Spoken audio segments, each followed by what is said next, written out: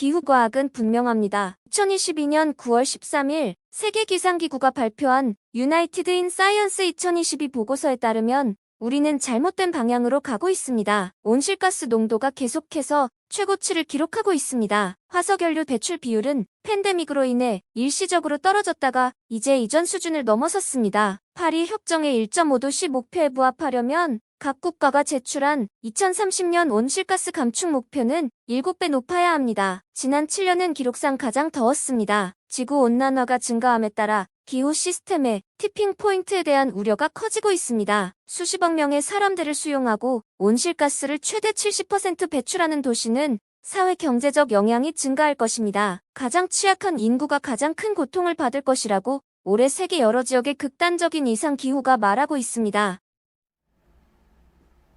Our climate is heating rapidly. Floods, droughts, heat waves, extreme storms and wildfires are going from bad to worse, breaking records with ever alarming frequency.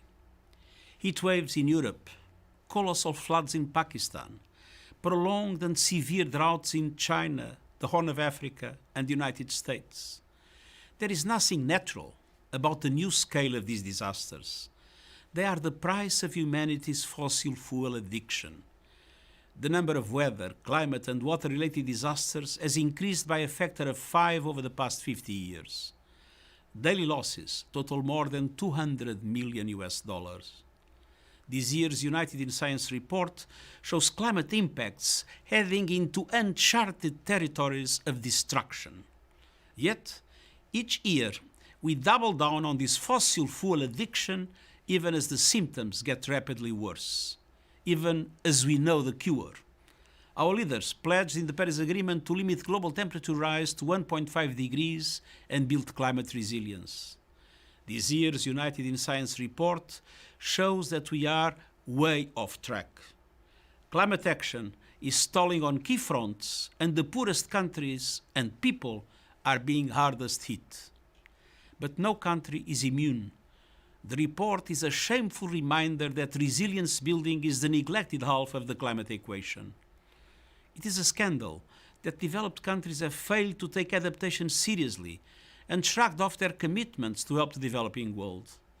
The Glasgow decision urges developed countries to collectively provide $40 billion a year in new adaptation finance, and this must be delivered in full as a starting point.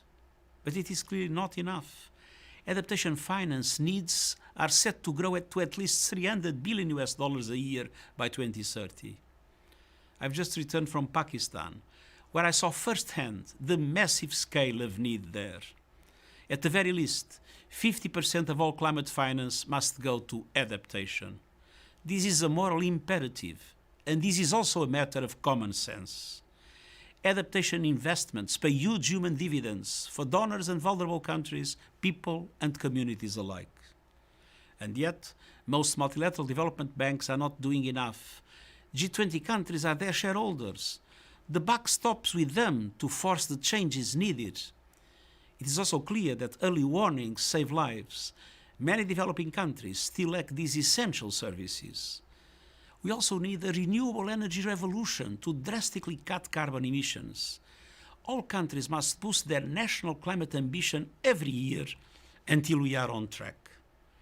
The G20, which is responsible for 80% of global emissions, must lead the way. There must be no new coal plants built, with coal phased out by 2030 for OECD countries and by 2040 for all others. The current fossil fuel free-for-all must end now. It is a recipe for permanent climate chaos and suffering. Today, I urge leaders to heed the facts of this alarming report. We must unite behind the science. We must turn pledges into action now.